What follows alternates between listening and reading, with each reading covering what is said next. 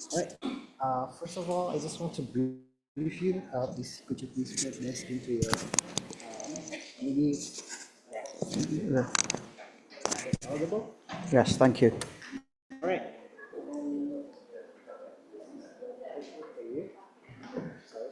Oh, that's for the clicker, right? Okay, all right. Go that way.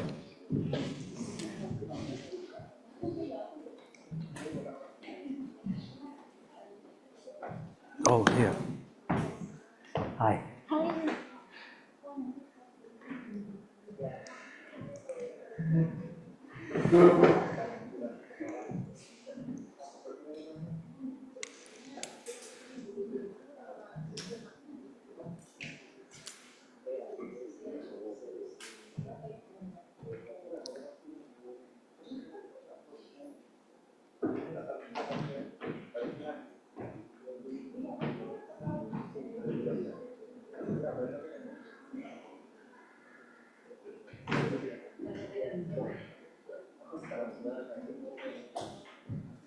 Okay, good afternoon, everybody.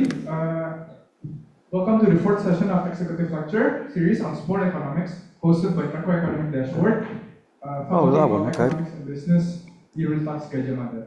This session will delve into the topic of team objectives and competitive. And our session today will be honorably presented by Professor Robert Simmons from Department of Economics, Lancaster University, United Kingdom. Before we begin, allow me to address the rules of housekeeping for today's session. For the offline housekeeping rule, first, all participants are expected to remain calm during the presentation of the material. Second, all participants are expected to set their cell phones, laptops, or other devices in silent mode during the presentation of the materials. Third, participants who want to ask questions can raise their hands so that the committee can provide a microphone. And fourth, participants are prohibited from recording during activities for commercial purposes. And for the housekeeping rules for online session, participants are required to change the profile name displayed with format full name underscore institution without any other elements, for example, underscore UGM. Second, participants are expected to turn off the microphone during the material explanation session. Third, in the Q&A session, participants who wish to ask a question can write their questions in the chat box. And fourth, participants are prohibited from recording during activities for commercial purposes. With sincere ask your cooperation to these rules, ensuring lecturers' convenience. Without further ado, we are pleased to welcome Professor Rob Simmons to deliver his lecture. Professor, the time and place now is yours. Thanks very much for the introduction. Am I good with that? Do I need this? Yeah, you need that. I need. Okay, so thanks. Are there people online as well? Is that right? There's people online, so I hope they can hear me as well. So welcome. I know there's not a formal sports economics class here, so what this is a kind of quick introduction to sports economics. Actually, when I'm running a full module, a full course in sports economics, this is actually the first lecture that I would give, because it addresses the fundamental question: who owns sports teams? And what are those owners doing? What are they trying to do? And we get quite a bit of variation in the answers to that as we look around the world.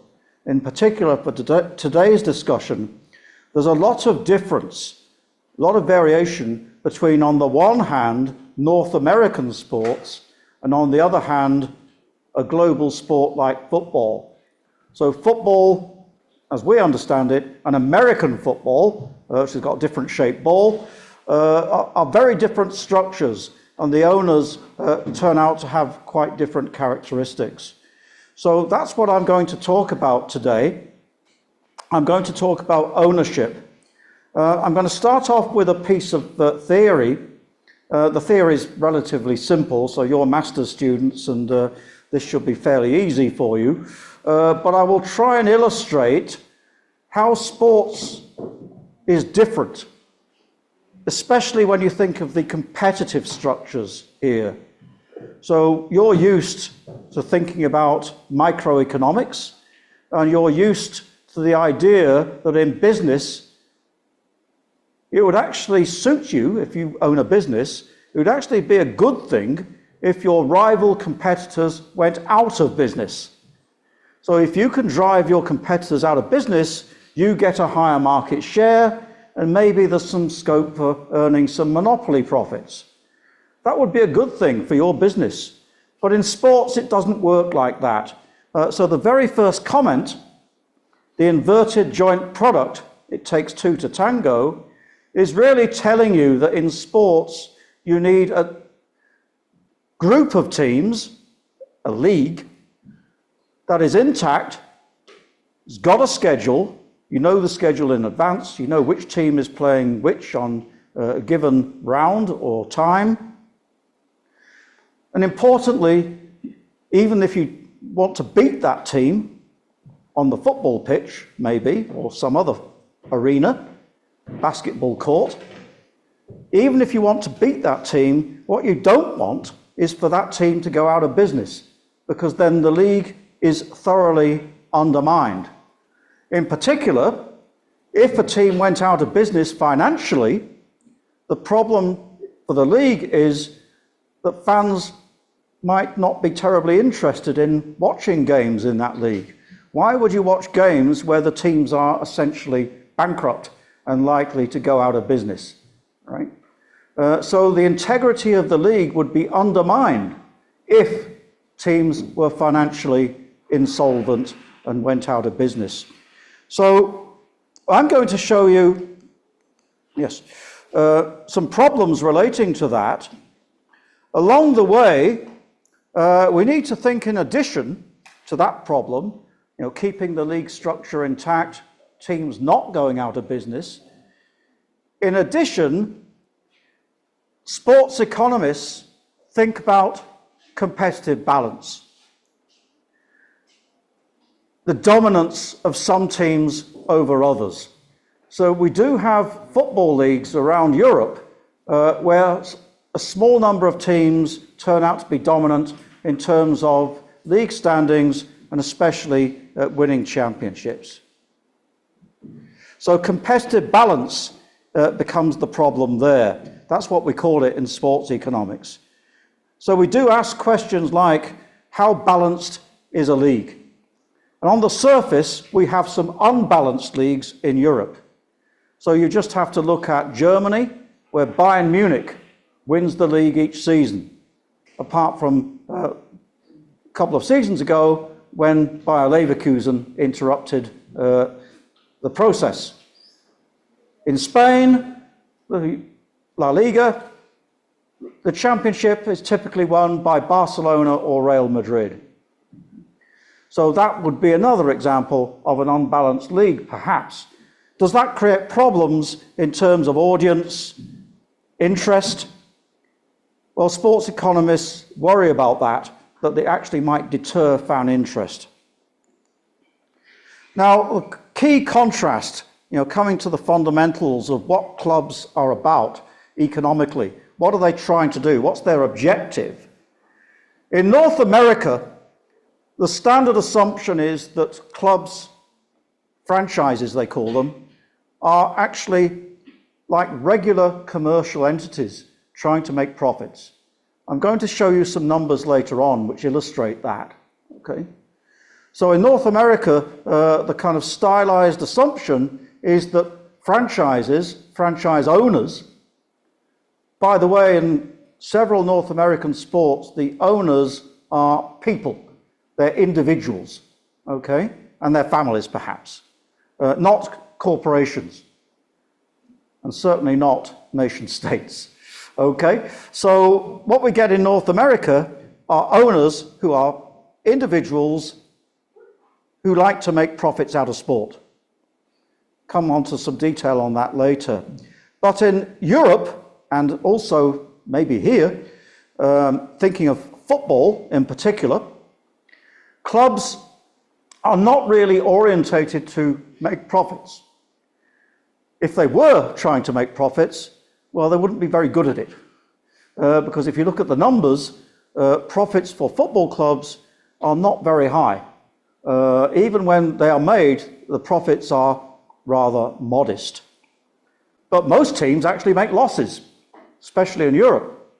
What's going on? Well, the clubs are not trying to make profits. Even if the clubs are owned by successful businessmen or businesswomen who've made substantial profits elsewhere. Okay, so that's the background. Let's have a look at a little bit of quick analysis to illustrate what I've just said. So let's deal with the profit maximizing approach first, North American style. Profits is revenue minus costs. Then contrast that with win maximizing. You're maximizing wins subject to a break-even constraint. There it is. Quite simply, revenue equals costs, zero profits.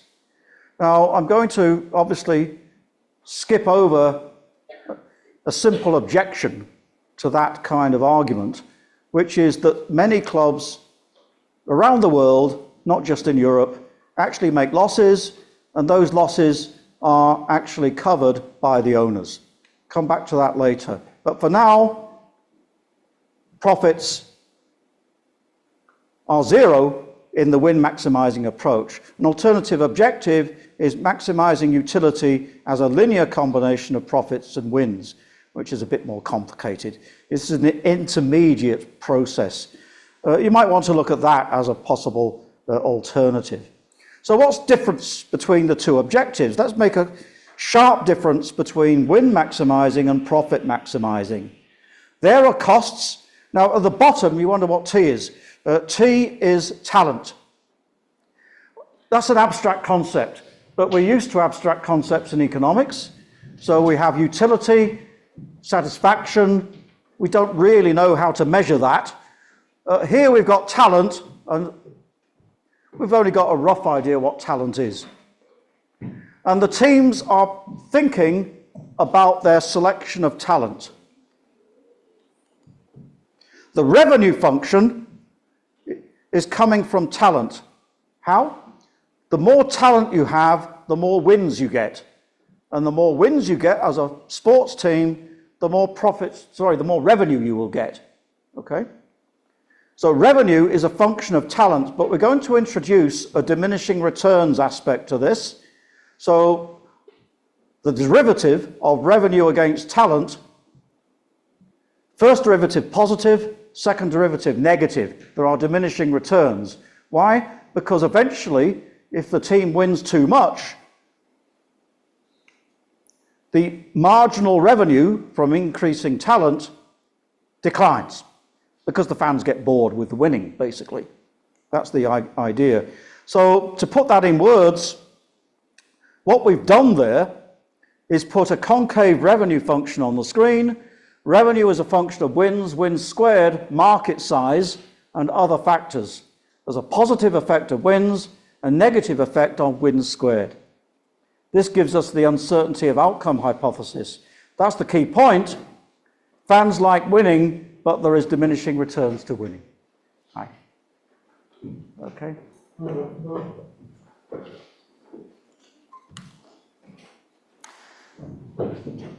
So, as a kind of sideline here,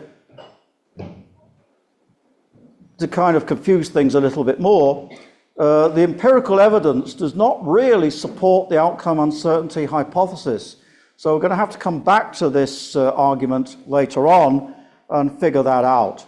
But a kind of spoiler alert is that the empirical evidence does not really support what I've just said about the revenue function. So this is what's going on. Formally, teams are choosing how much talent to hire, and what my colleagues do in the theoretical branch of sports economics is set up a contest success function where talent translates into wins. And there it is on the screen. This can be combined with a particular revenue function. This is just illustrative. It fits the arguments from before. The cost of talent for now is assumed to be exogenous and constant. M is a market size parameter. We can solve this out. Marginal revenue equals marginal cost. That will give us an optimal level of talent if there's one team just thinking by itself in isolation. But of course we can't do that because we're dealing with a sports league. Now, to make things really simple and basic, we're going to think of just two teams in a league. Rather boring league. These two teams just play each other indefinitely. But it's handy as a kind of motivating device. Actually, of course, we want to extend this to 18 teams, 20 teams in a typical football league. So the cost of talent is C.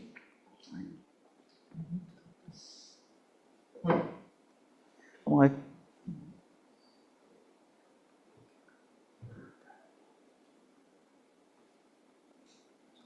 Thank you. Oh, you can't see that too well, no. There's a bit of the screen problem here.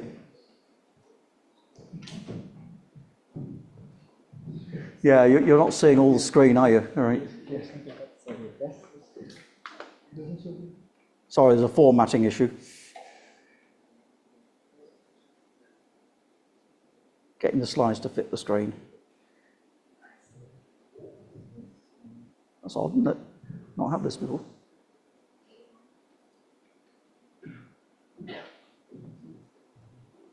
Got that, yeah.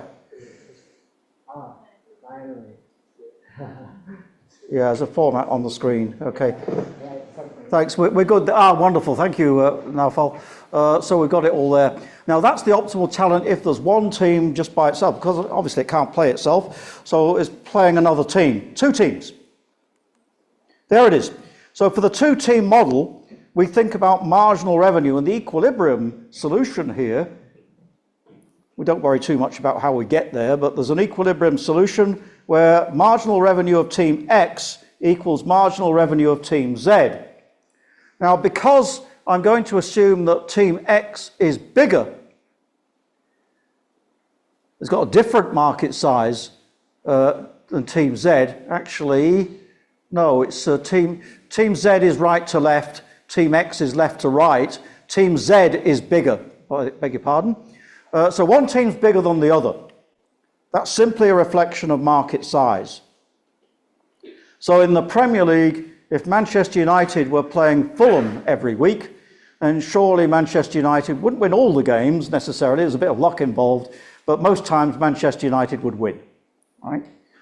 We're really building that. Why? Because Manchester United's got a bigger market size compared to Fulham. Okay?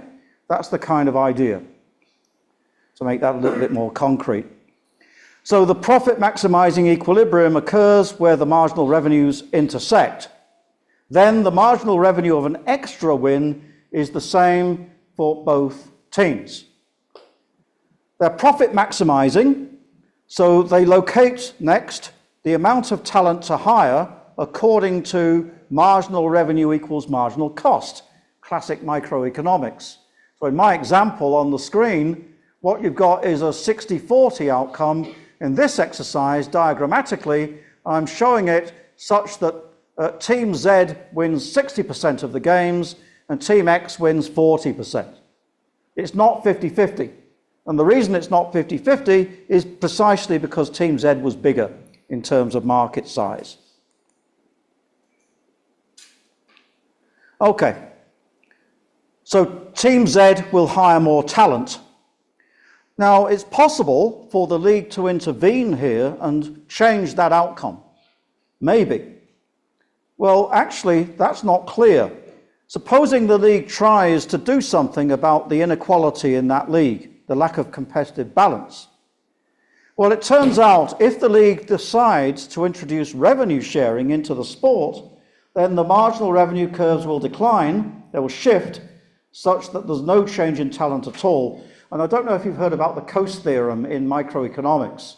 There's a direct link between this idea here and the Coase theorem. It's called the invariance proposition. Now, there's a whole load of assumptions behind that. The supply of talent is fixed, there's no bargaining costs, and talent is homogeneous, which are all very strong assumptions in sport. I'm not going to go very far to break those assumptions down, and try to relax them. The fixed talent assumption is clearly not right, but we'll ignore that. Now, what about win maximization? What's that about? For win maximization, you're trying to win as many games as you can, subject to breaking even. So I've made it reasonably kind of concrete, just to get tractable solutions. There's the revenue function, CT as unit cost of talent times talent. Solve it out. All you're doing is putting R equals C and solving out for T. That's the solution for one team. What do we do for two teams? Well, we find a solution not with marginal revenues equal, but with average revenues equal. Once again, the talent supply is assumed fixed. Now, in this example, supposing the league tries to share revenue between the teams. If you do that, then you will improve competitive balance. You didn't in the profit maximizing case, now you do. How so? Well, the small team gets more talent at the expense of the large team. So talent will shift to the small team. So this is the two-team model if you've got win maximizing outcome. Average revenue equals average cost in this setup. It's a bit complicated. Equilibrium is at the intersection of the average revenue curves there. Of course, once again, you've got competitive imbalance precisely because Team Z is bigger in market size. One thing that comes out of this, though, supposing you compare two leagues, one is profit maximizing with profit maximizing owners, the other is win maximizing owners, what you get out of this is that with that comparison, other things equal as usual in economics, the salary, the wage, the unit cost of talent turns out to be higher if the teams are win maximizing. So that's a simple prediction out of the alternative objectives there. So I've got ARZ equals ARX for the win maximizing. There's the intersection. There's the wage. For the profit maximizing counterpart, MRX equals MRZ, and the wage is lower. And in the win maximizing case, the league is even more unbalanced than it would be if the teams were trying to maximize profits. So this is what a win maximizing league would look like. Unbalanced, no profits by design, and total payroll is higher. Wages are higher and payrolls are higher. But of course the teams don't care. The club owners aren't bothered about making profits. They're simply trying to break even. Now then, what's happening on the ground? There are lots of types of ownership in sports. Start with the top. This is North American, classic capitalist. What I'm thinking here very much is the National Football League, American football. Teams are owned by a single person or a family. Classic example, Dallas Cowboys has a long-standing owner, Jerry Jones. And he is actually he's a hands-on owner. He's directly involved with the operations of the Dallas Cowboys. And he puts his son as the general manager, that kind of idea, right? So there's a strong family network involved with the operation of that particular NFL team. The Dallas Cowboys are very profitable, right? They make a lot of profits. I'll come back later on to how that happens because there are some paradoxes with American football to go through later. Do we get that kind of thing outside of American football? To some extent, Juventus were owned by the Agnelli family. So previously in Italy, there were ownership types reflecting private individuals who tended to be associated with making money, lots of money, in non-sports activities. So that's the first category. A single person owns the sports team, owns the franchise. The second one, I've put it general, but of course there are some specifics here which we need to think about. private ownership by a large organization or corporation, where I'm going to allow for, extend large organization to actually include a nation state.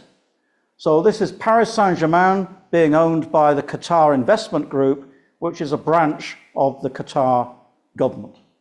Okay, that's an important development. Liverpool is owned by the Fenway Sports Group, which is an American consortium, headed up by John Henry, who had involvement, previous ownership, with the, I believe it was the Boston Red Sox baseball team. Okay.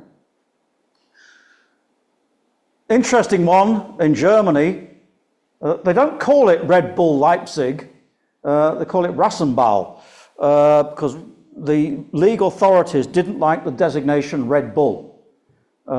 It's not clear to me why they didn't like that designation, but it had something to do with the tradition of member-owned clubs coming up in a moment in Germany. So there was a rejection of the idea that they could actually call themselves Red Bull Leipzig.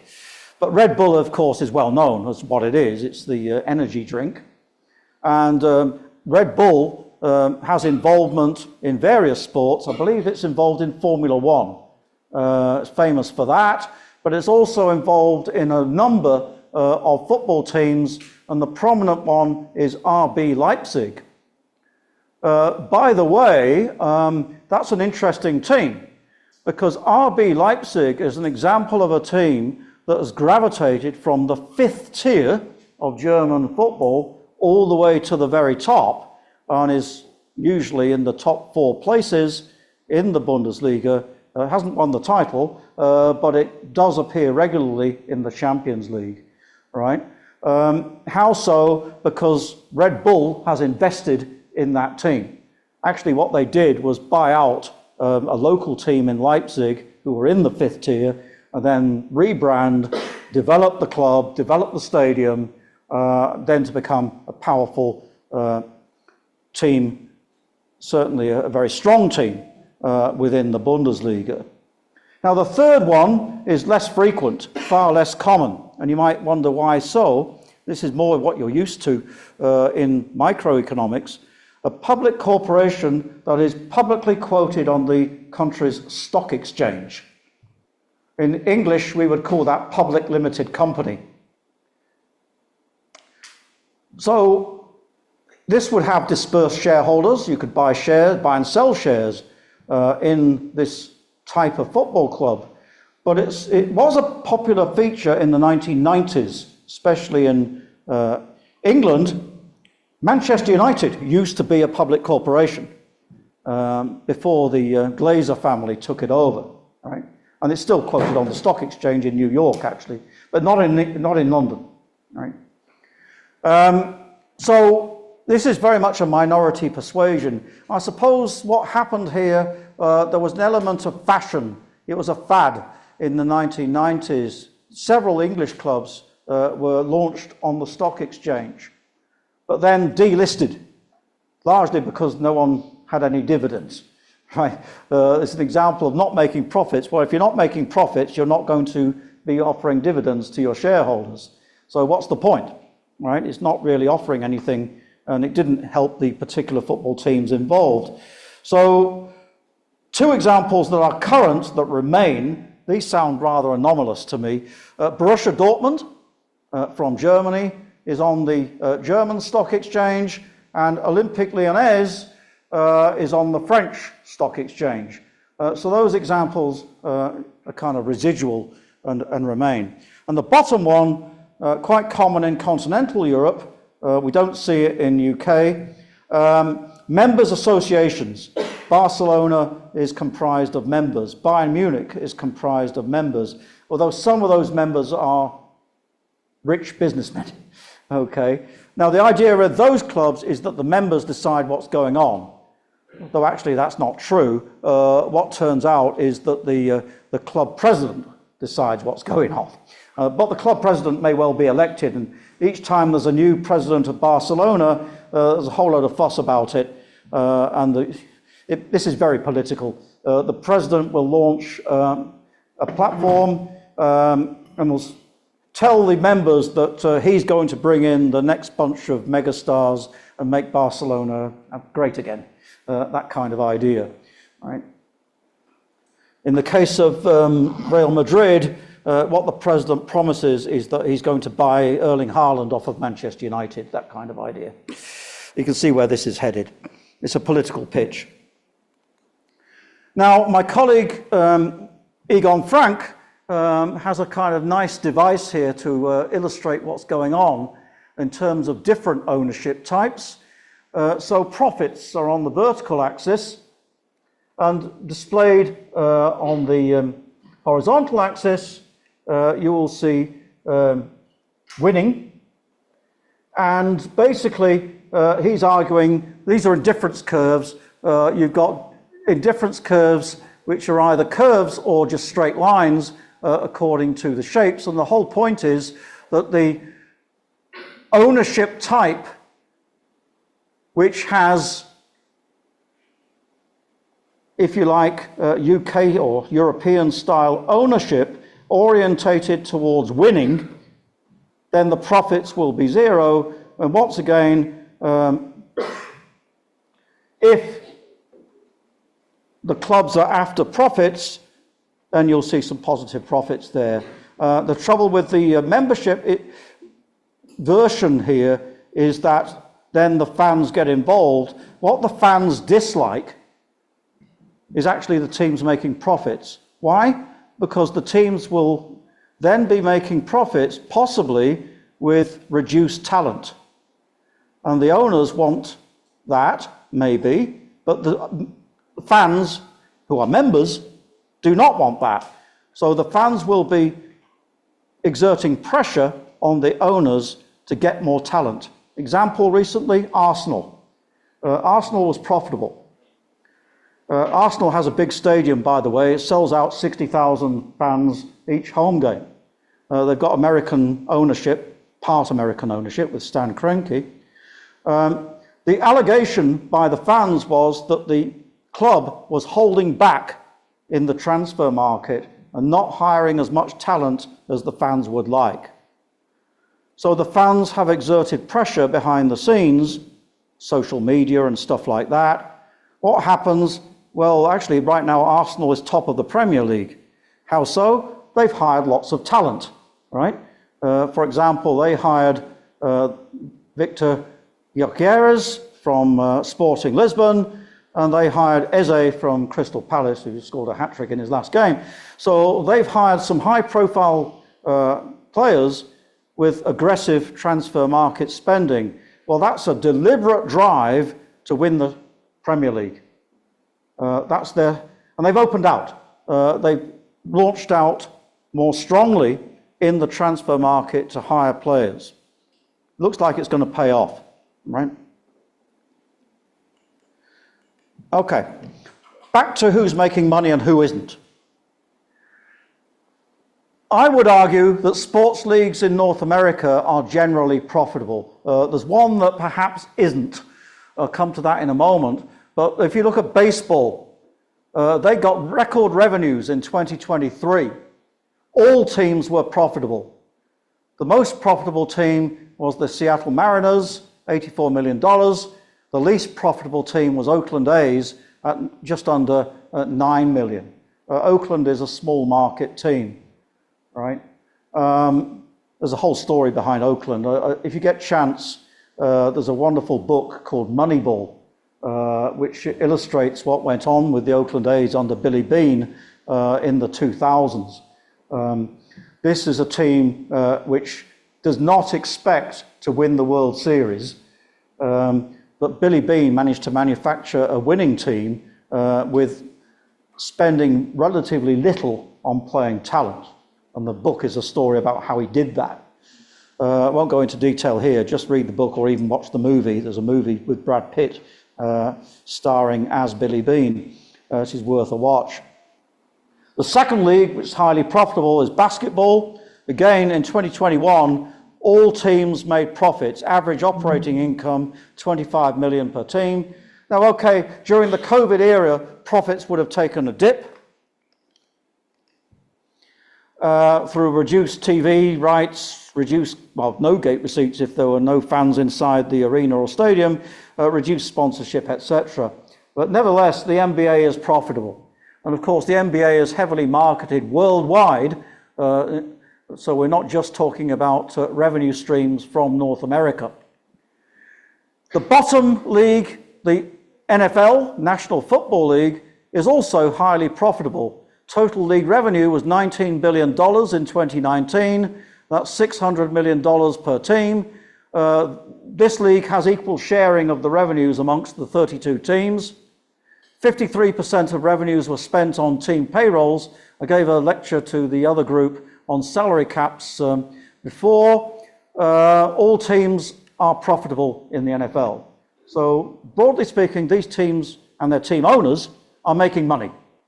All right, and Jerry Jones is at the top end there with the Dallas Cowboys, a remarkably successful entrepreneur. Oh, by the way, since I'm mentioning Jerry Jones, you might wonder, if all these revenues are shared, how come Dallas can be very profitable? Well, the answer is what Jerry Jones does. He's got an enormous stadium. The Dallas Cowboys Stadium is huge. It's one of the biggest in NFL. Holds about 75,000. Obviously, they sell out, but NFL is different to European football. The ticket prices for NFL games are huge. Several $100s to watch a game. Well, it's not surprising why.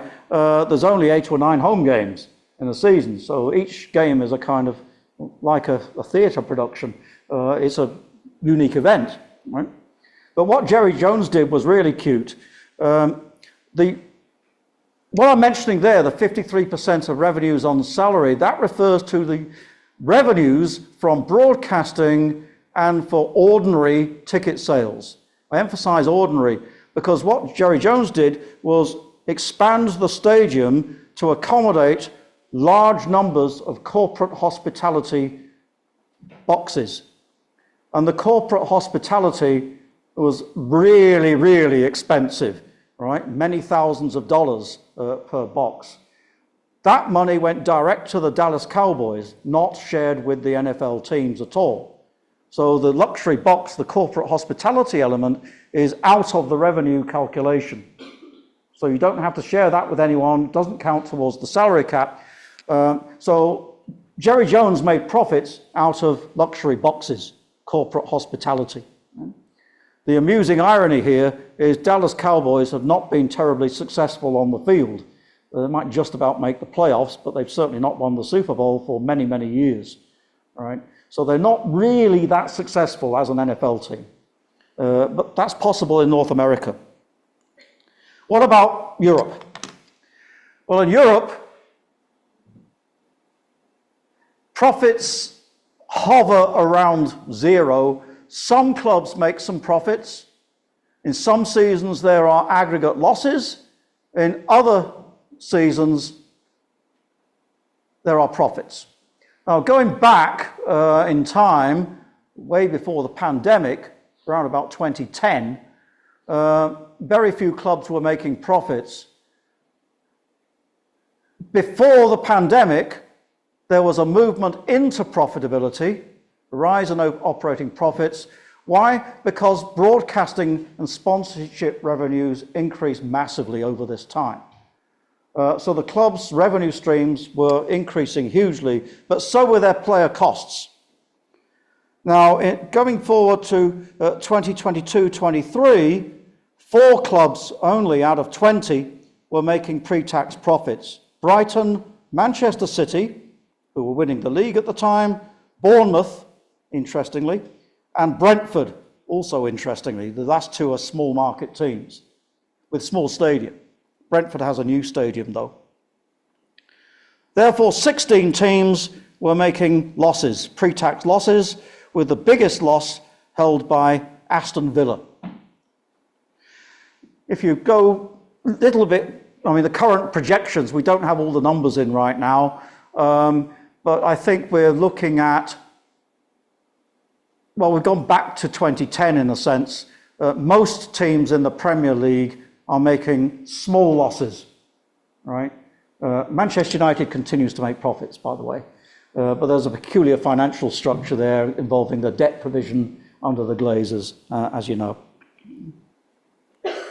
Germany, the clubs are broadly profitable across Bundesliga 1 and 2.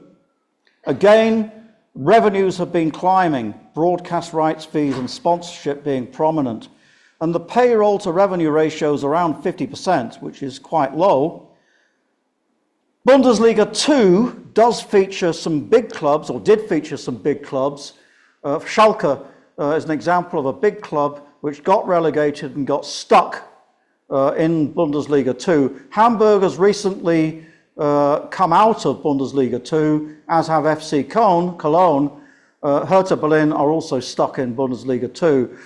So those big clubs that have got stuck there, Schalke and Hertha Berlin, have some poor finances. They're making losses. France is just simply loss-making overall. 280 million euro loss in 22-23 for Ligue 1 and Ligue 2. Now the problem there, I'll address this more fully when I give my broadcasting lecture, which is the next in the series. What happened in France was the broadcast deal collapsed in 2024 and was far less lucrative than had been projected.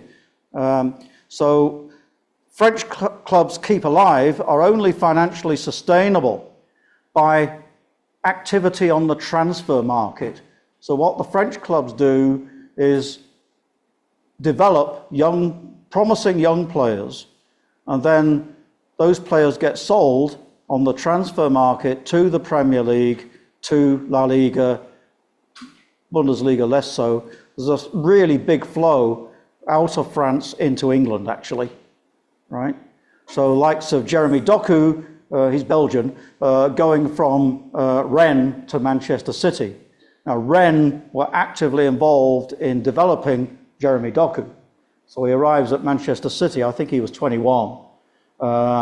He arrives having been trained and developed and getting experience at Rennes, and then Rennes gets a substantial transfer fee of around 50 million euro, right? That's a kind of classic approach for France. So that's the only way that Rennes can keep going, is to do this, right? So they're relying on positive transfer fee balances. Another loss-making league is the English Football League Championship. This is the second tier underneath the Premier League. Now, every team in the Championship makes a loss. Some are worse than others. Actually, one did make a profit in 22-23. That was Watford. And 7 clubs had large losses, more than 20 million. Go underneath that, League One, the losses are more modest because the revenues are more modest, and so are the costs. And League Two likewise. But this highlights a problem. In the Premier League, we do not have any live example of bankrupt clubs. There's only one team that was ever kind of put into administration, Portsmouth, but they were relegated already, so technically they weren't in the Premier League. That's the only example I can think of. So even though many Premier League clubs make losses, they are still financially sustainable. It comes back to this kind of ownership bailout idea, right? So either the creditors are tolerant, well, it's the Premier League. And if you think about it, if you're a bank, if you're NatWest Bank or something, and you're the creditor for a Premier League football team, are you willing to pull the plug and make that club go insolvent? Well, the publicity outcry would be horrendous if you do that, right? You would lose so many banking customers, both business and personal, out of that decision. There would be a massive outcry in UK if a bank did that. So they don't. They just extend the credit. Right? The trouble is, though, the further down you go, the less collateral damage you get from calling in the credit. So there are 2 outfits which are creditors here who are worried and directly affected by a club becoming insolvent. One is the bank, okay, bank overdraft, they might call in the credit line. But the other outfit who's seriously involved is our revenue and customs, who are taking the taxes, right? So you might owe your tax liability, your value-added tax, or your income tax, that kind of thing. So His Majesty's now, Revenue and Customs is a creditor. And sometimes the clubs owe money to the government, right? Tax money, essentially, because they're meant to pay the tax over from the players and the staff to the government, right? So they're a creditor. And very often, and this happened in these examples noted on the screen, Bolton, Charlton, Derby and Wigan all had issues of unpaid tax liability. So that was an issue. Now, for those lower level clubs, there's less of an outcry when the bank or the government steps in and says, we want our money, right? Because these are necessarily smaller clubs. Yeah. So what happens? How does the league deal with that possible scenario? And I want to emphasize it's precisely these lower divisions, smaller clubs, which are at risk here. Now, in the case of Bolton and Wigan, to some extent Derby, these clubs were all insolvent, okay? They're making large losses, and the owners were not big corporations. They were struggling to cover the deficits. The debt was rising, right? What the league does, and this is very much an England feature, it gives points deductions to these teams. And the trouble with that is, this is meant to be a disincentive. It's kind of saying to clubs, if you get into financial trouble, you will be punished on the field with a points deduction, right? Well, of course, all that does, and this happened for Bolton and Wigan, it condemns these teams to relegation. Because you get a 12-point deduction now. So the current example, not on the screen, is Sheffield Wednesday, which is insolvent. They're awaiting a takeover. Apparently there are some buyers waiting. Well, in the meantime, the league is saying, you get a 12-point penalty, right? They're already bottom of the league. Without the 12 points, they were bottom of the league. 12 points makes a massive difference here. They've got no chance of avoiding relegation, right? Now, that's the mechanism in English football.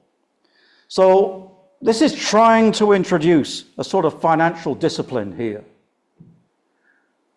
These teams, to repeat, are suffering from lower revenue streams compared to the Premier League teams. For example, there's a huge difference in broadcast income for Bolton. Bolton are now in League One, they're in the third level. Bolton's broadcast income is nowhere near the levels of even Fulham in the Premier League. Okay. So that's an issue. So here we come to the problem for football and club ownership. We've got this system going on where many clubs are making financial losses and are at risk of insolvency. That risk is greater outside the Premier League. We don't see it in the Premier League precisely because the revenue streams are so high, right? And clubs have been able to relatively, within bounds, manage their cost structures, especially player costs. More difficult underneath. And the trouble is the incentives here are strong in terms of getting promoted. So right now, Bolton has new owners. The ambition of the new owners is to take Bolton from League One, third level, into the Premier League. As it happens, if they did that, if they were successful, it's going to be really difficult to do this, by the way. If they did that, then Bolton Stadium is actually fit for purpose in the Premier League. It's actually quite good with strong facilities, right? Actually, previously, Bolton was in the Premier League. So this is the dynamic of promotion and relegation going on. It'll be difficult. It's a difficult path for Bolton to do this. Okay. So this is an example, but the temptation for the Bolton owners is to invest heavily in players to get promoted not just once, but twice. That means League One to Championship, Championship to Premier League, 2 steps. Really difficult job, simply because there are lots of other teams trying to do the same thing, right? There's one other aspect of ownership I want to draw attention to, which wasn't on the slide, but is worth a mention. The other aspect of ownership that we're seeing right now is celebrity ownership. So, give you 2 examples. Birmingham City is owned now, new ownership. They're in the Championship, so they're underneath the Premier League. They just got promoted last season, right? One of their owners is Tom Brady, the famous American football quarterback. And Tom Brady thought it would be cool, as he's an extraordinarily wealthy guy from his career in NFL. He's also an NFL pundit right now, so he's got his involvement with NFL continuing, but he's an extraordinarily wealthy guy. Lots of loose change there to spend on Birmingham City with his partners. So Birmingham City has an American-based consortium, and their intention is to take Birmingham City into the Premier League, right? Right now, I don't see them in the top 3 in the Championship, okay? They're about mid-table, yeah? But they might make it. The other example, which is even more interesting, is Wrexham. Wrexham is in Wales, it's not in England. It's a small town, small market size. They have been taken over by 2 Hollywood movie stars. This is Rob McElhenney and Ryan Reynolds, an actor, well, 2 actors, heavily involved in Hollywood productions. They too have lots of loose change, spare money, spare cash. From their point of view, this is kind of random. They had no idea where Wrexham was. They had no previous association with Wrexham. But they went in and bought the football club. Now, this is even more dramatic because the football club was placed in level 5 in England. This is the 5th tier. It's not even in the Football League, right? What did they do? They immediately, and they were very clever with who they hired to do this, they found a bunch of players who were of a bit better quality than the rest of 5th tier, and they paid them more money.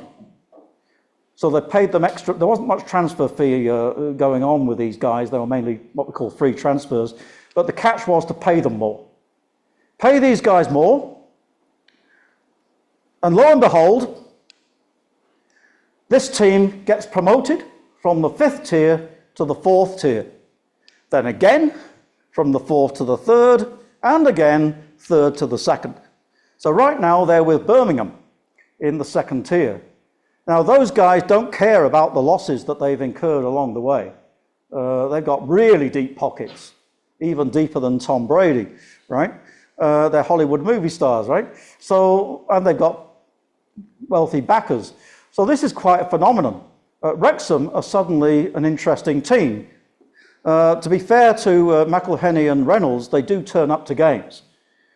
Which is even more of an impressive event, because you can imagine the publicity locally that surrounds this when they arrive. And they do the right things. They go to the local bars and restaurants and meet with the fans, that kind of thing.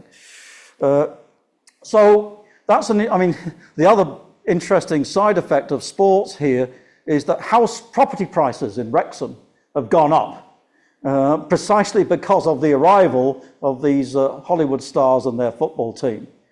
Even more, the gates involving Wrexham on the road have also gone up because this is now an interesting team. Just because of this aura of celebrity. Now, Wrexham is also mid-table in the Championship right now, but the way this goes, there's an interesting it's like a gamble, really. If you are 6th place in the Championship, you have a shot at the playoff. And if you win the playoffs are between teams level 3rd and 6th in the 3, 4, 5, 6 in the standings. So if Wrexham or Birmingham wins lots of games between now and the end of the season, they could qualify for the playoffs, right? So if they do that, then they've got a shot at the playoffs, win the playoffs, get to the Premier League, and then the revenue streams will soar and the fan interest will grow even more. So this is going to be a really interesting dynamic to follow, how this works out. Will they make it? Okay, so I'm talking about incentives here. I'm addressing that. And incentives do matter in sports. So I've given you the incentive of promotion. The gap between first and second level in English football, and indeed through most of Europe, in revenue streams is widening over time. If you get promoted from the Championship, like Wrexham and Birmingham are trying to do, you get access to the broadcast deals, which are absolutely massive, right? We've got further incentives which are interesting. What's opened up in European football is the UEFA Champions League, a tournament between teams across all of Europe. That has increased in revenue potential. But what UEFA has done is introduce 3 levels, 3 tournaments, not 1. So they've got the Europa League and the Europa Conference League, smaller prize money than the Champions League, but still worth having. And for example, when Roma, which is a big team in Italy, of course, when Roma won the Conference League, which is the smallest competition here, it wasn't the prize money as such which was important for the team. It was the simple recognition that Roma had not won a championship or a trophy for about 20, 30 years. Right? Just that long gap without a trophy was so important for the club. That meant a huge amount for the fans and for the team, right? So it's a source of prizes, but it's not just the money, it's the status and the reputation that goes with it. Now what happens, my own paper with Colin Green and Fernando Lozano showed this, if teams are in leagues that have got extra places in the Champions League, then we found that teams do spend more on team payrolls. Now Italy managed to get itself 4 places in the Champions League at the time when we did our analysis, compared to 3. And there was increased competition to get in the Champions League within Serie A. So each team that was in contention spent more on player salaries than before, simply because there was an extra place in the Champions League available. So incentives do matter. In other sports, I want to highlight that in European sports, outside of North America, let's say, there's more than one trophy to go at. There's a cup competition, typically, as well as the league competition. Whereas in North America, it's winner takes all. So there's a Super Bowl, there's a World Series. Divisional titles don't matter. The divisions only have 4 or 5 teams. And people don't remember who the runner-up was, who the losing team was in the World Series. They only remember the winner. And it's that winner-take-all mentality and culture which is dominant in North America. In Europe, especially European football, there are multiple prizes on offer, which gives the fans more interest. Crystal Palace fans were truly excited last summer when Crystal Palace won the FA Cup in England, beating Manchester City and winning the FA Cup for the first time ever in its history. In fact, it's the first trophy they had ever won, of anything, right? That meant a lot for the fans. I'll break off after this and take Q&A. Here are some takeover stories. What we've got here in North America is changes in ownership, where new owners come in and buy a sports team.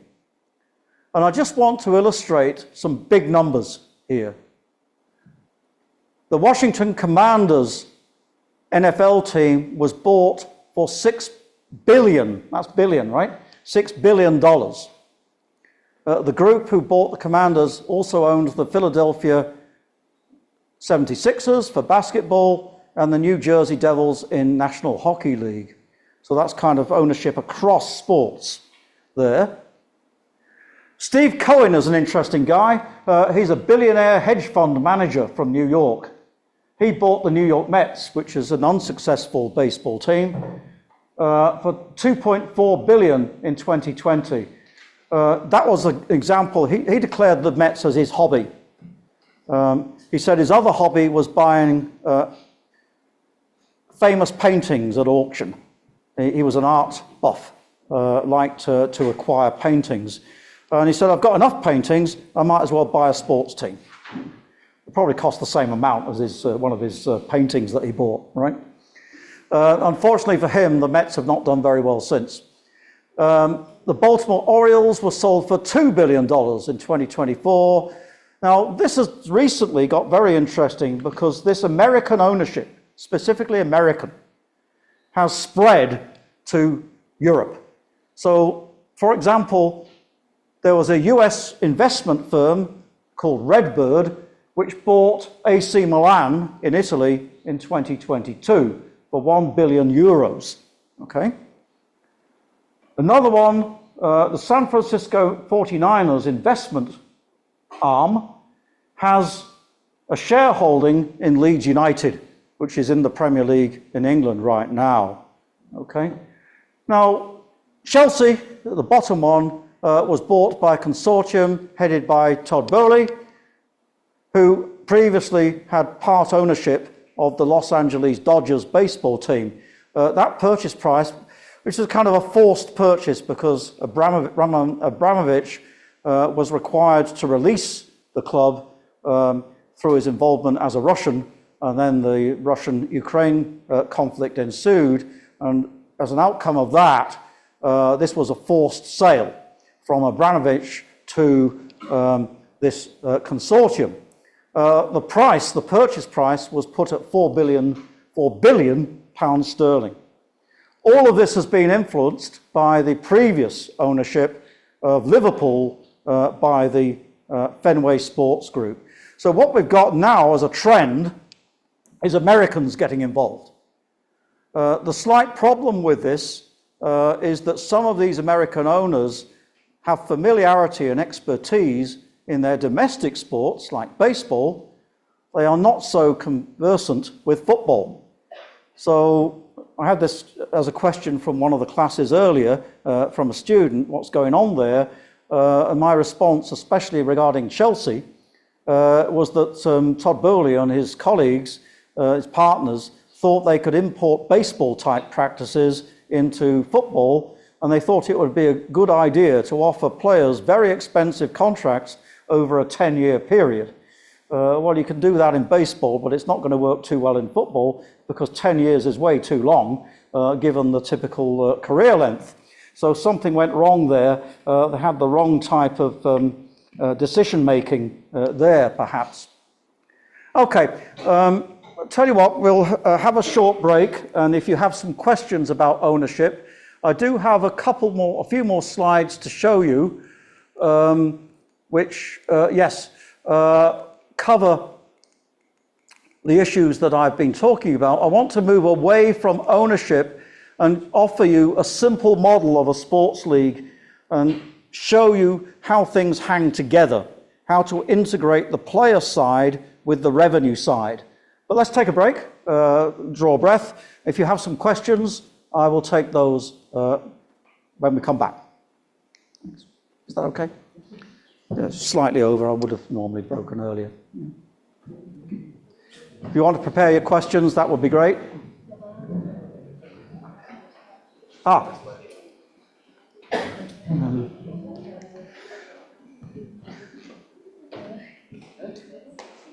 There's a question on the chat. Can you sort of recover that for me? I saw a piece of it, but I didn't get all of it. We've got a question on the chat, that's all. I just need to recover it. I think Nafa already have it. Right. Nafa, will you be able to, afterwards, will you be able to read the question out when we come back? Yeah, there's one question. One question in the chat, right? Something to do with Gary Neville. I'm not sure. That's all I saw. I didn't see what the question was. Right. Yeah. I'll try and deal with that question. Yeah. I didn't quite see what it was. Yeah, I wouldn't mind seeing it actually.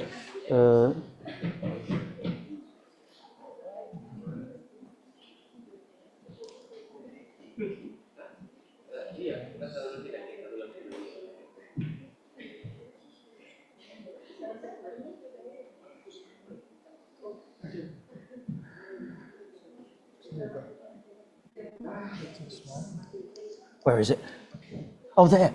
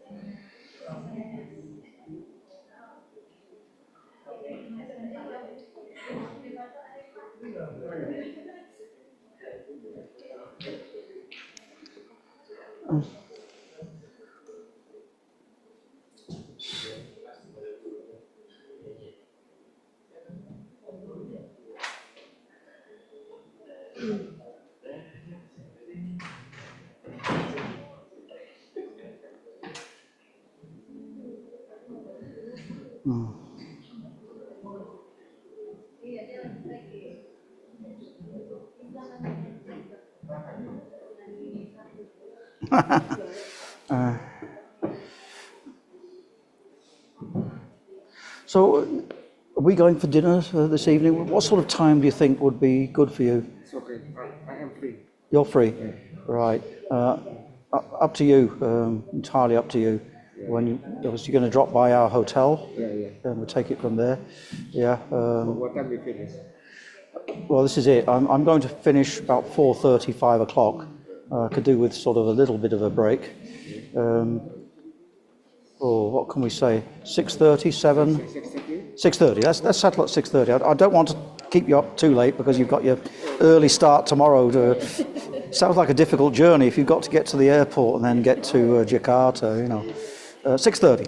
The hotel close to the... Oh, you nearby anyway? Oh, are you? Okay. So Pam want you to know, that's all. Yeah.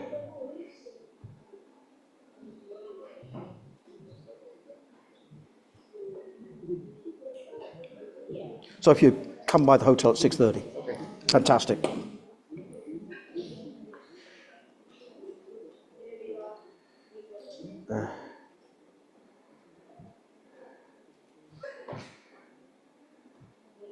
Yes, you are. Yeah, right. Okay.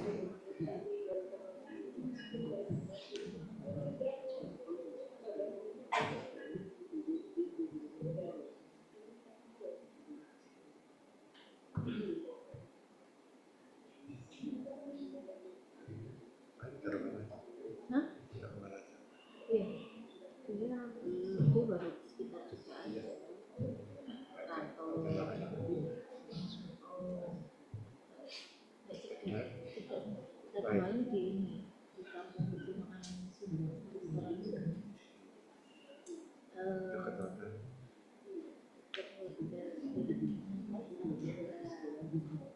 Ini Kota Baru, daerah Kota Baru itu ada. Oh, itu.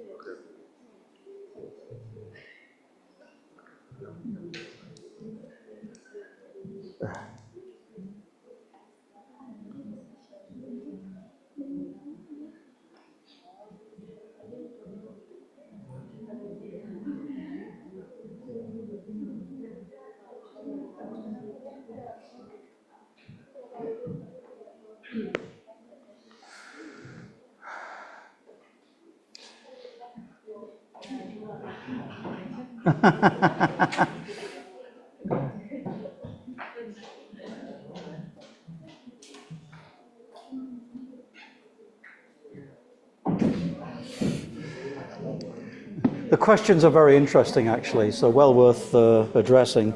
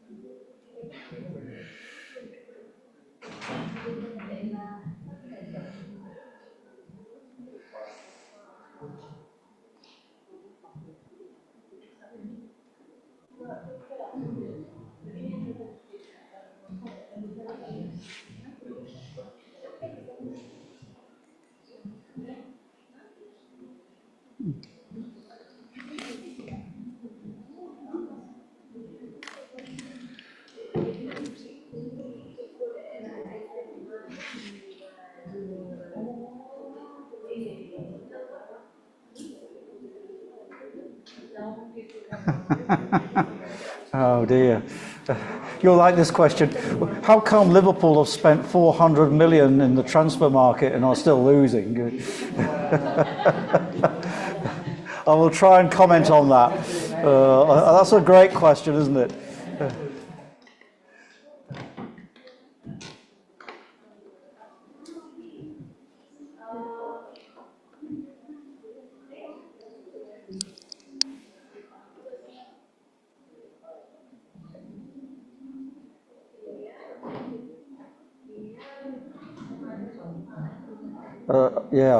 That's a great question. It's this one.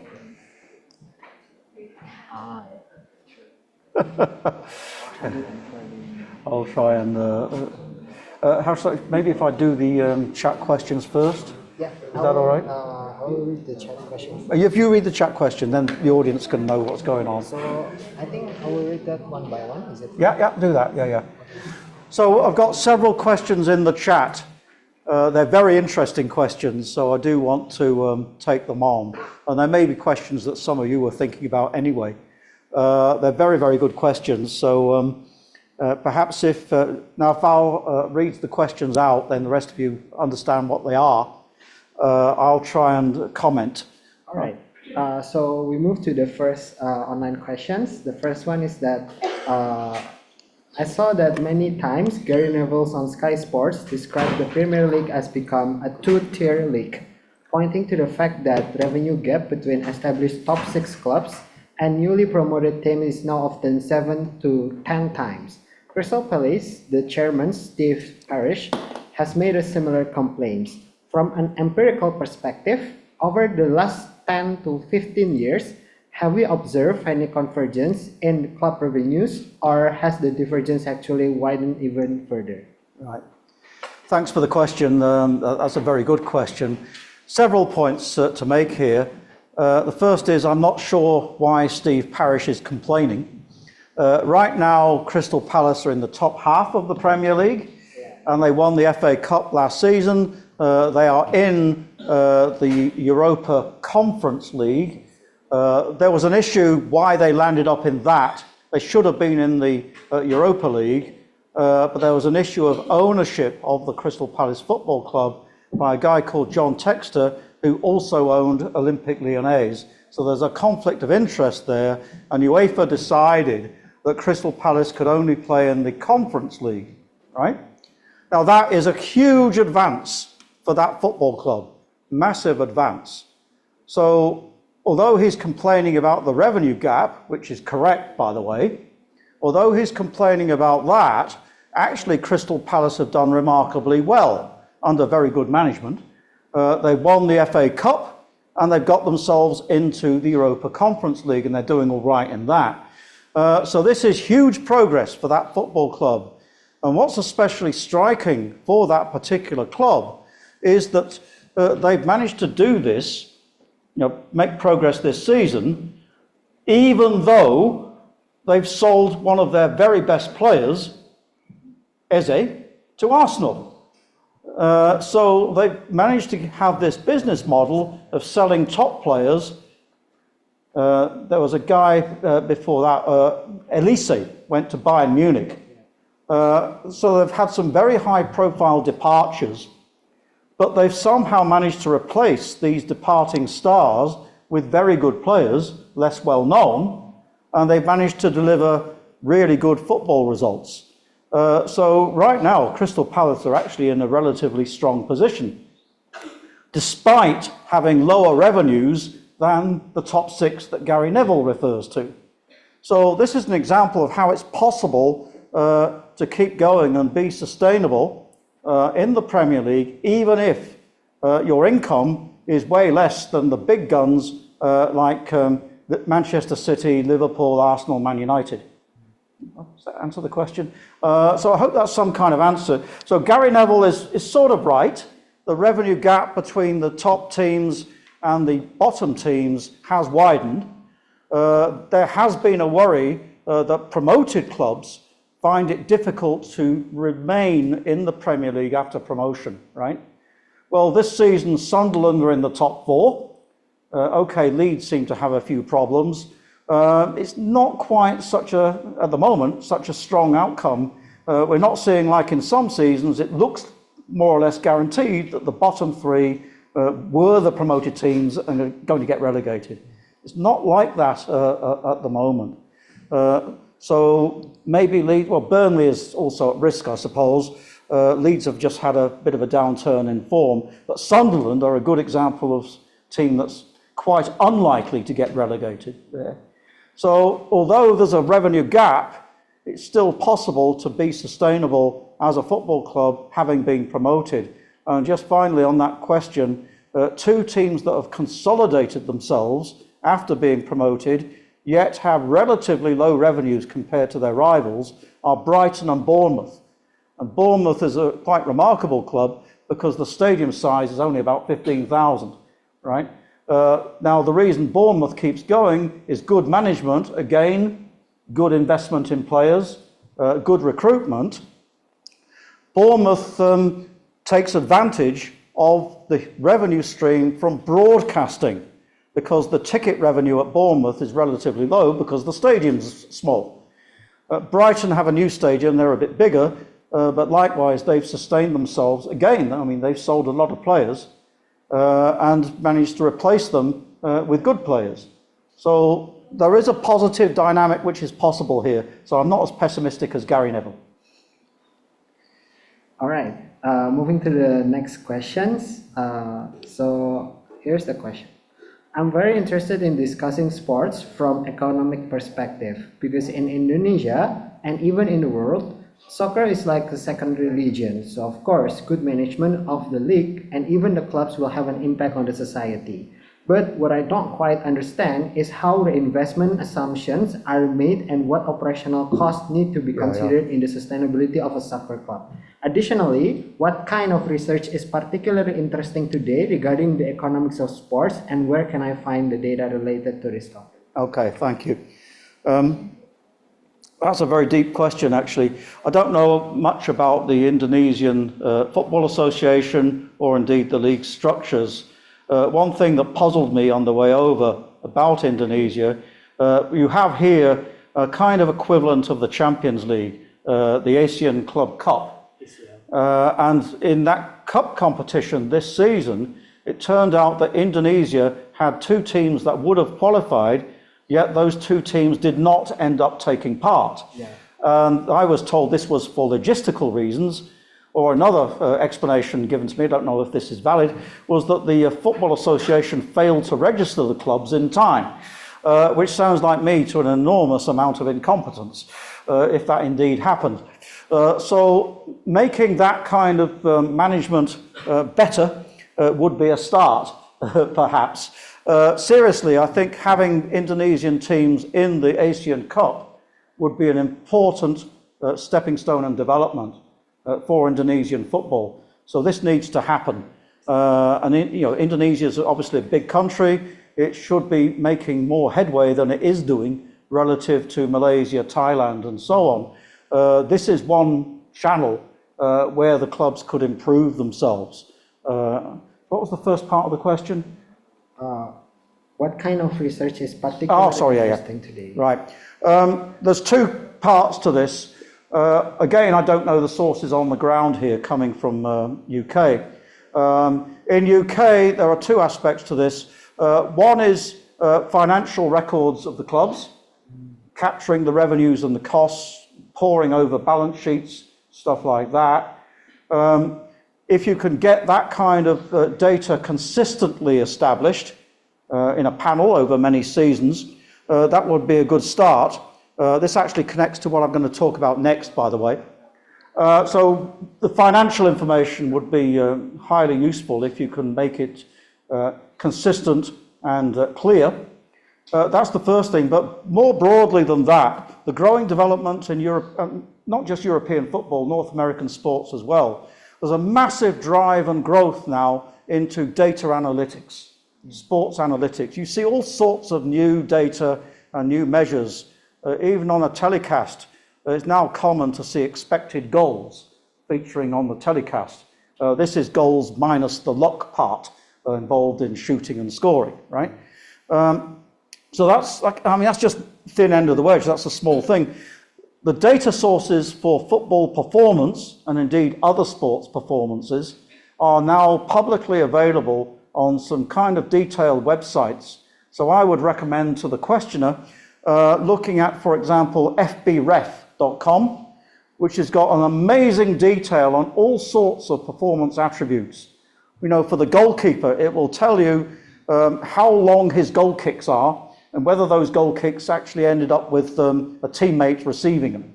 Simple things like that, well, they seem simple to me, but they're hard to collect, right?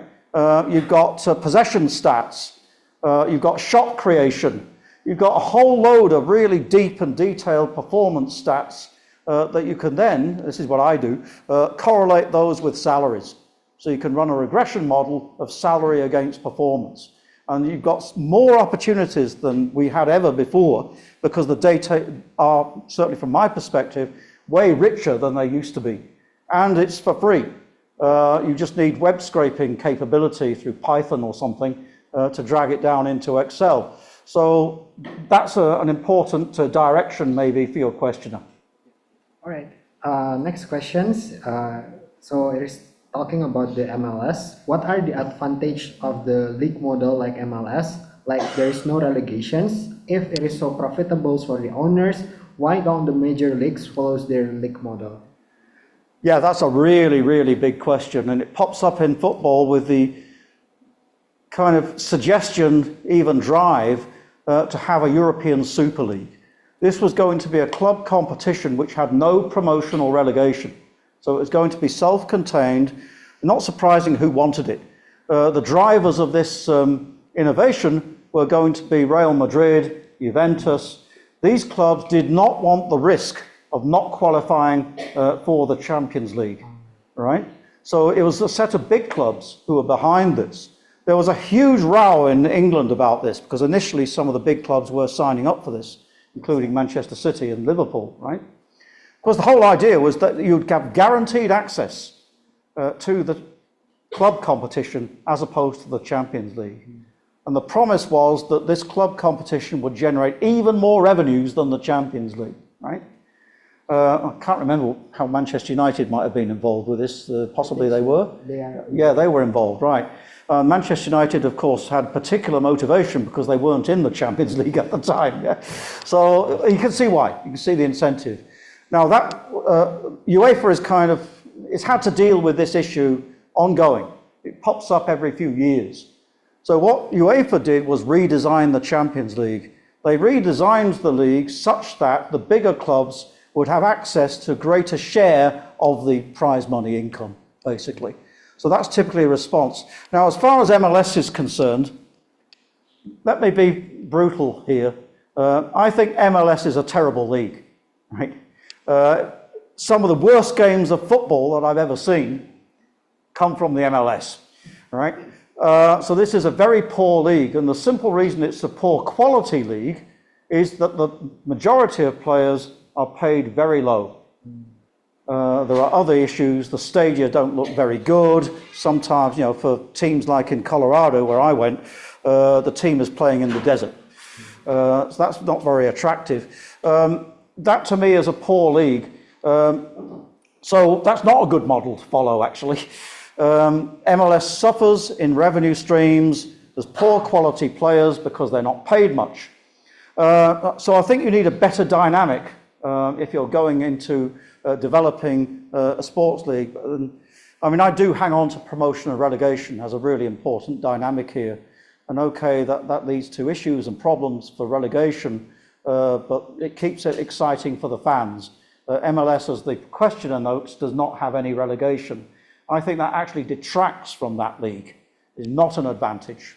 There you are. That's my take on it. All right. Next question is that, is it true that relegated Premier League clubs typically earn more revenue than newly promoted championships clubs? If so, how does this situation affect competitive balance in the both Premier League and the Championship? Yeah, thanks. So the detail here is that if a team is relegated from the Premier League, now this is very English. I don't know that this applies anywhere else in Europe. In England, if you get demoted from the Premier League, you are given what's called parachute money, parachute payments. The principle behind that was that the clubs needed to be compensated for their relegation because they were going to lose the broadcast income necessarily, right? And this was actually really a device designed to keep teams that were potentially going to get relegated on board with whatever TV deal was going to be enforced at a particular time. Another bit of detail, the Premier League has a rule that any broadcast deal has to be approved with a 2/3 majority. So that means 14 out of 20 teams have to agree the deal. Otherwise, the deal can't go ahead, right? So clearly, it's not in the gift of Liverpool or Arsenal independently to sign off the TV deal. The other clubs have to be involved and have to accept it to go ahead.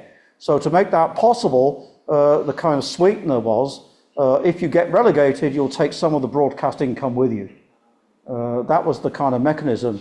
Now, the difficulty with that, as a sports economist, I tend to think what that does is create competitive imbalance, because of course the relegated clubs immediately have more resources than their competitors who were not in the Premier League before.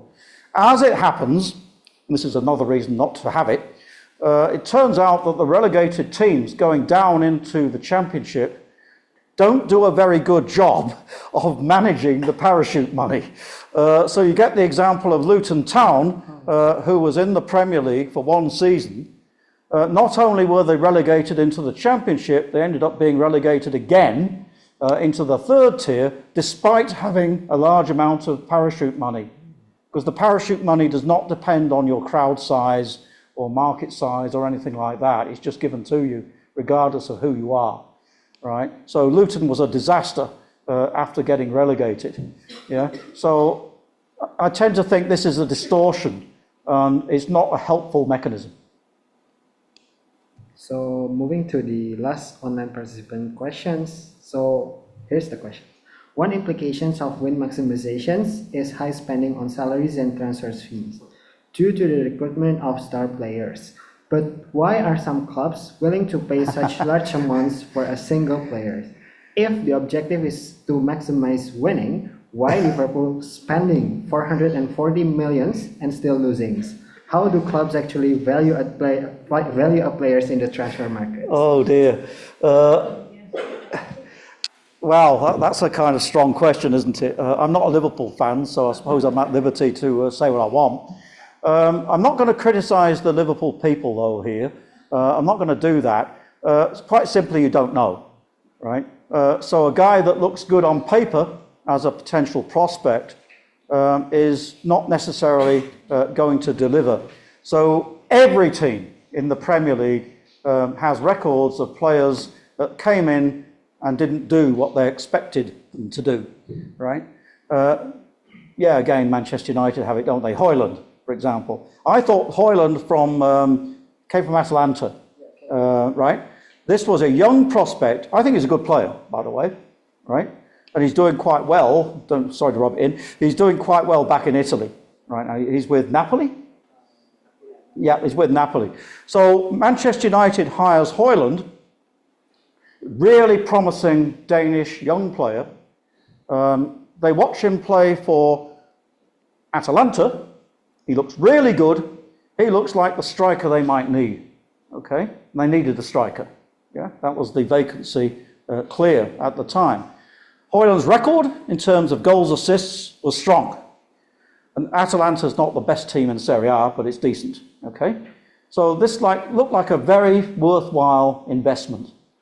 Turns out, well, that's not Højlund's fault necessarily. He's got his teammates around him, yeah?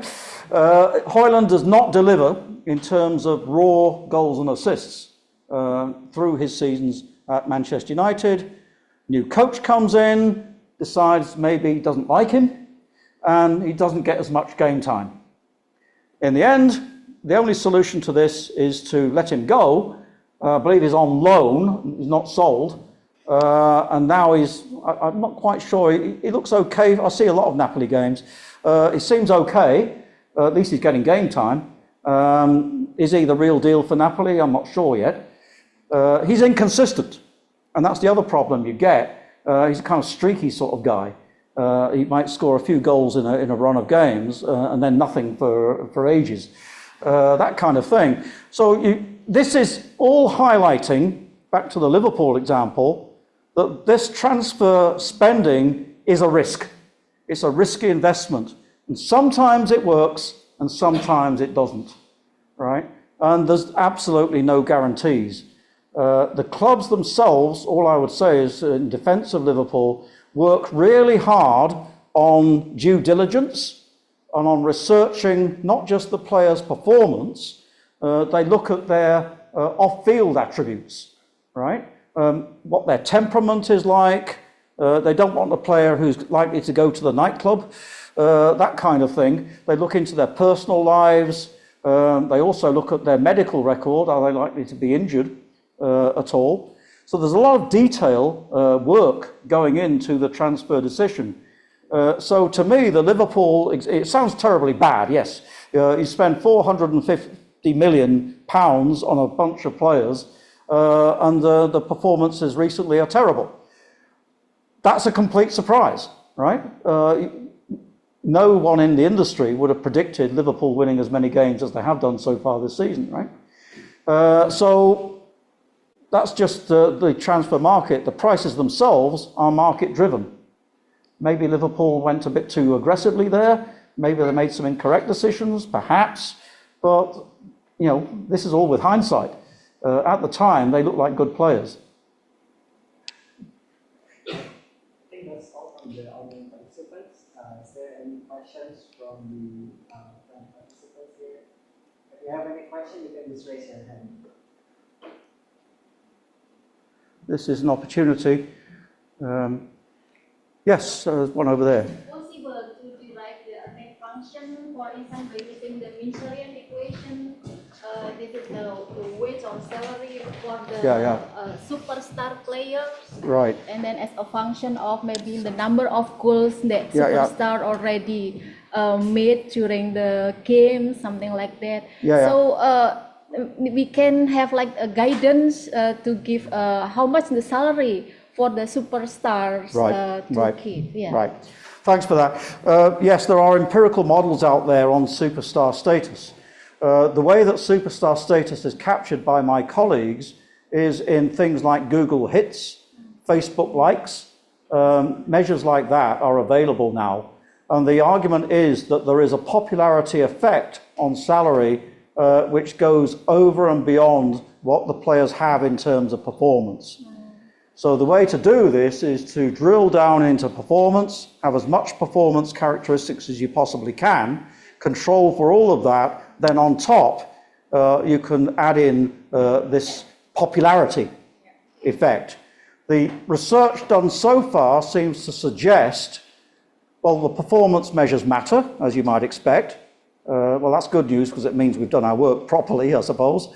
The popularity measures also matter over and above. So there are, and this is at the top end of the salary distribution, right? So formally, econometrically, this would be quantile regression, okay, which is done a lot in labour economics. Yeah, you know this, Devanto. Devanto's interested at the bottom end of the labour market, so he's interested in the bottom 10% of the salary distribution. I'm dealing with 95% and up, yeah, opposite end. So quantile regression is the way to capture this, and the analyses so far suggest this does actually work. The missing ingredient in this analysis is that surely your popularity as a player will depend on your performance. So surely performance is a prerequisite for being popular and being a superstar. And that's where the analysis kind of stops short right now. People haven't really got to grips with that interaction, if you see what I mean. That's an opportunity for further research, by the way. That's where it should head next. But certainly there is lots of evidence out there pointing to superstar effects. I hope that answers your question. Right. So I've got a couple of things just to show to finish off, right, if that's all right. So I'm going to briefly, for this next part, zoom forward a little bit. I'm not going to do everything. Right, was I there? Yeah, I'm here. Right, what I'm going to do is I'm going to kind of summarize. Yes, I'm going to do this, right? Just a couple of slides, then I'll let you go. So what I'm going to do here is bring things together into a compact model structure. So if we're looking at a sports league, this is how it can be summarized. This is just a summary statement, and that's really what I'm going to leave you with. Revenue depends on success. So the more successful you are as a sports team, the more revenue you will get. This will happen in various ways. It will happen in terms of more ticket sales at the stadium. It will happen through more broadcast income, and it will happen through increased sponsorship. I don't really care too much about that breakdown. And if you are a large market team, you will get more revenue. And yes, Manchester United is a classic example of that. The market for Manchester United is truly global. It's the whole world, right? The market for Fulham is not global. It's more like London, okay? And a piece of London as well. Okay, so now team payroll is the aggregate payroll of the team. How much is spent in total on all the players, yeah? And the key thing to get hold of here is the payroll relative to the league average. Because what the clubs are doing is measuring themselves against the rest of the league. And then the team payroll is a decision. How much to spend on players is a decision by the team owners.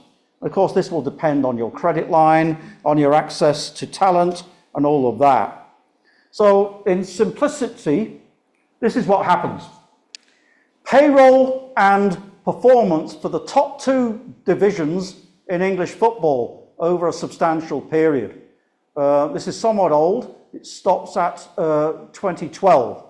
By the way, this actually is before Manchester City got famous, right?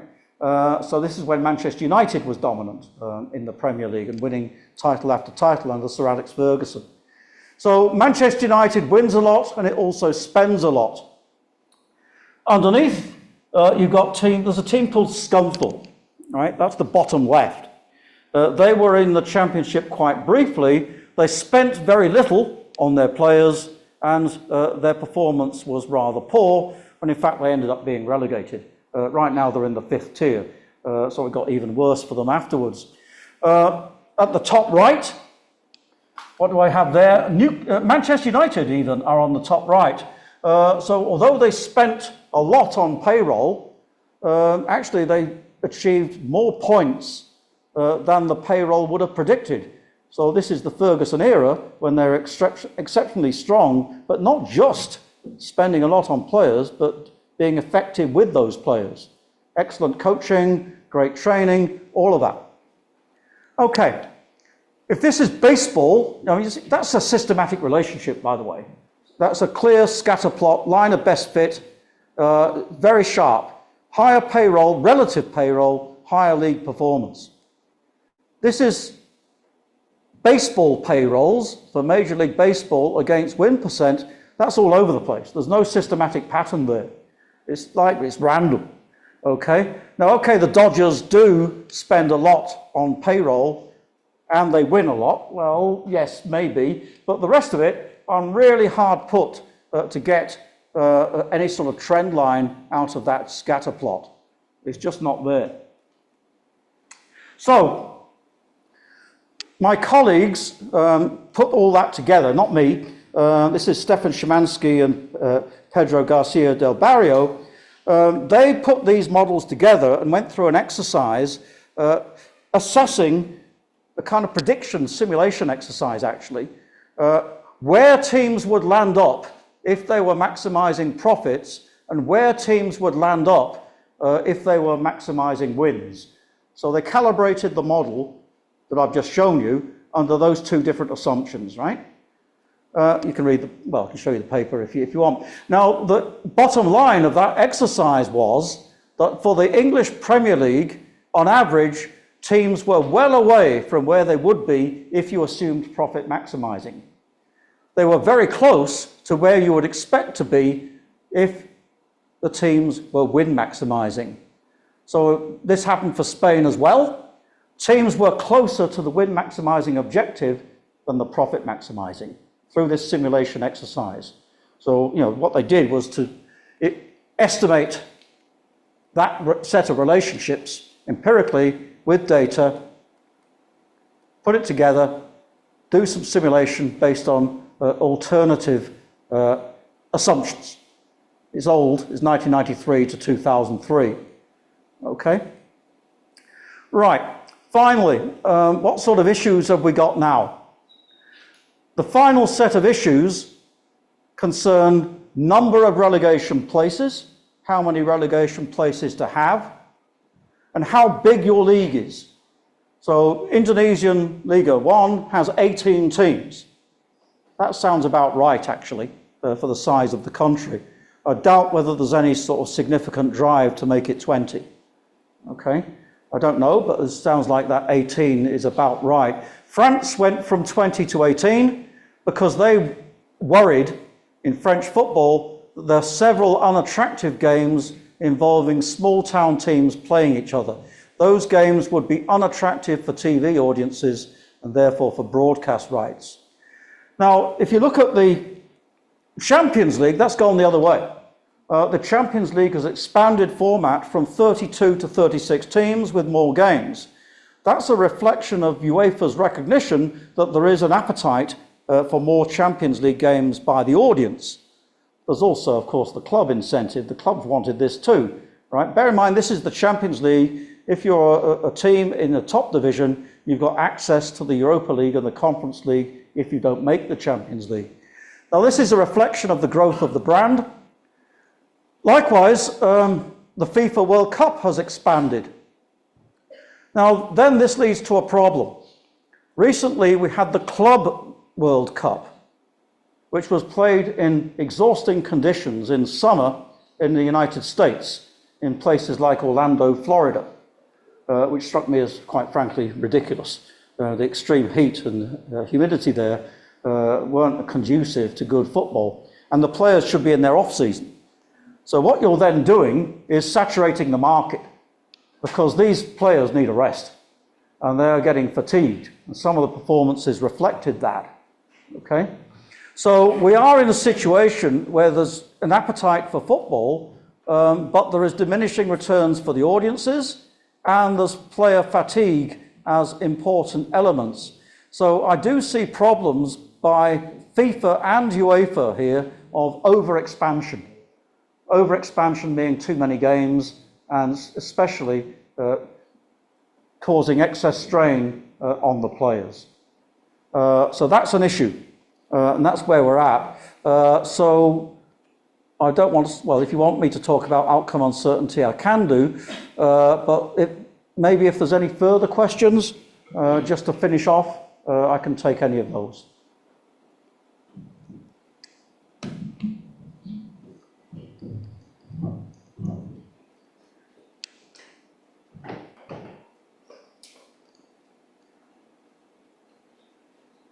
Anyone got any questions? Okay, for the participants offline, if you want to ask questions, you may raise your hand.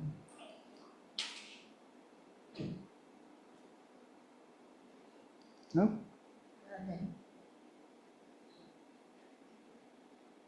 Or maybe in participants in Zoom or online meeting, you can use the chat box to ask your questions.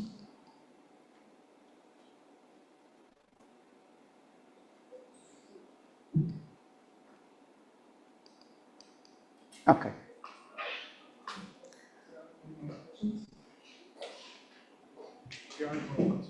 Okay.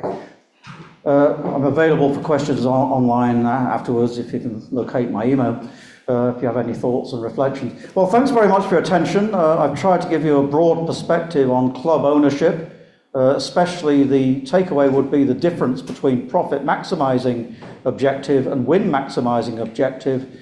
And then we got into some further detail on the finances of European football in particular, and the risks and the problems, especially insolvency issues, which might be generated by the incentives that are in place. I'll finish it there. Thank you very much. Okay. Thank you very much, Professor Simmons, for the truly engaging presentation. We are very grateful for your valuable knowledge. Let's give applause one more time for Professor Rob for his insightful presentation today. To conclude our time with Professor Rob, we would like to mark this occasion May we call Mrs. Annie Solistia Ningrum, PhD, to present a souvenir to Professor Robert Simmons. Thank you. What have we got here? Oh, thank you. I need to picture.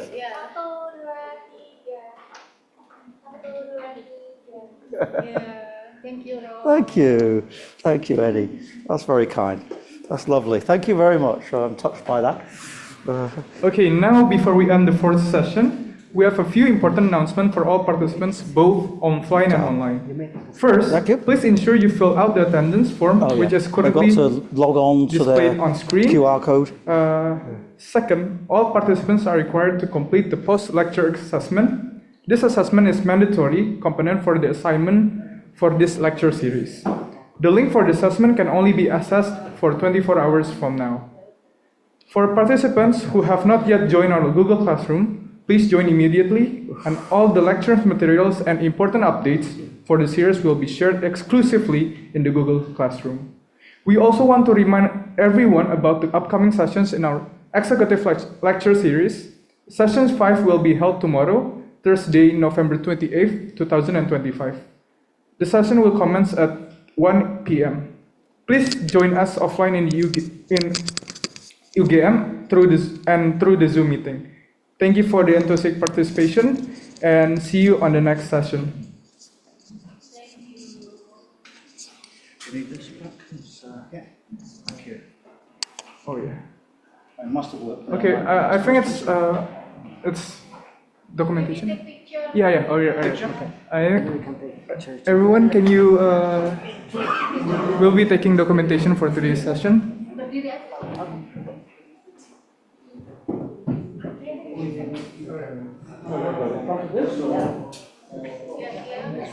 Oh, you go there. Right. Okay. Right. Are we good? Thank you. Never had my photo taken since I was watching this. Ikutan aja, enggak? Ikutan.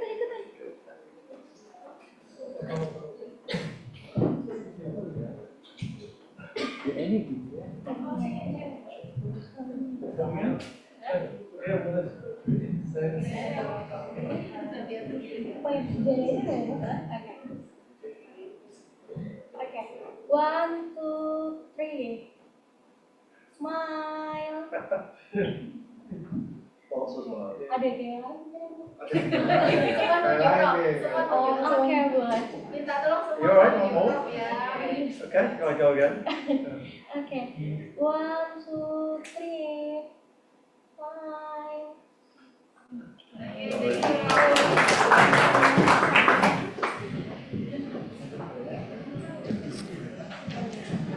So thanks, now, Paul. It's all right.